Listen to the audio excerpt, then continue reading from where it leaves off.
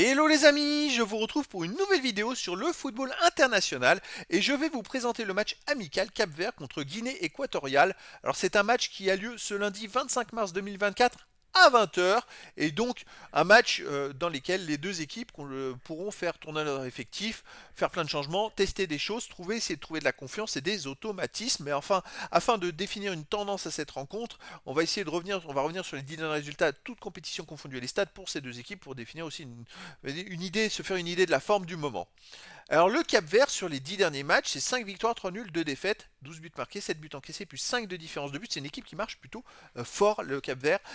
Ils sont invaincus sur les 6 derniers matchs avec 4 victoires et 2 matchs nuls.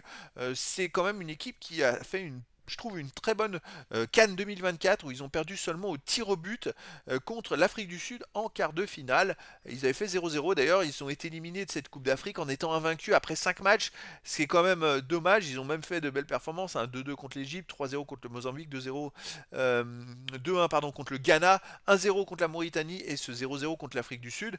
Donc une équipe qui a fait une très bonne Cannes 2024, qui là vient de faire un match amical contre la Guyane, ils ont gagné que 1-0. Bon, c'était histoire de se relancer, mais voilà, encore une fois, ils ont marqué un but, ils ont gagné et ils n'ont pas pris de but. C'est une équipe qui n'a pas pris de but d'ailleurs sur les 3 derniers matchs et qui surperforme un petit peu dans pas mal de domaines.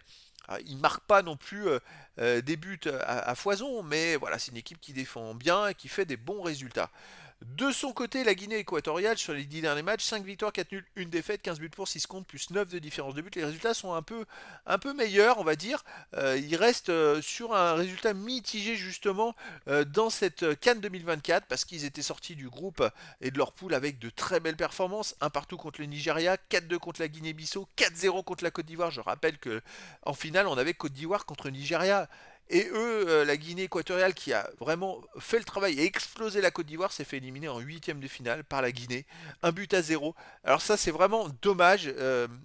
Moi je les voyais aller très très loin dans cette Cannes 2024, être favoris pour la victoire et comme d'autres favoris ils se sont retrouvés très tôt éliminés. En plus ils ont quand même battu, explosé la Côte d'Ivoire 4-0. La Côte d'Ivoire a été champion d'Afrique derrière. Et ils ont fait un partout contre le Nigeria. Ils étaient devant ces deux équipes parce qu'ils ont fini premier de la poule. Et les deux autres sont retrouvés en finale et eux, ils ont perdu en huitième de finale. Donc c'est vraiment dommage. Alors là, ils viennent de jouer un match amical contre le Cambodge le 22 mars dernier. Ils ont gagné 2 buts à zéro. Donc c'est pas mal pour retrouver la confiance. Mais en fait, on s'aperçoit que le Cap-Vert et Guinée équatoriale sont deux équipes qui ont un peu le même type de résultat. Peut-être un peu plus de buts marqués pour la Guinée équatoriale, mais deux équipes qui se ressemblent et je trouve très bien qu'elles s'affrontent en match amical parce que ça va continuer leur saison d'affronter deux équipes qui se valent vraiment.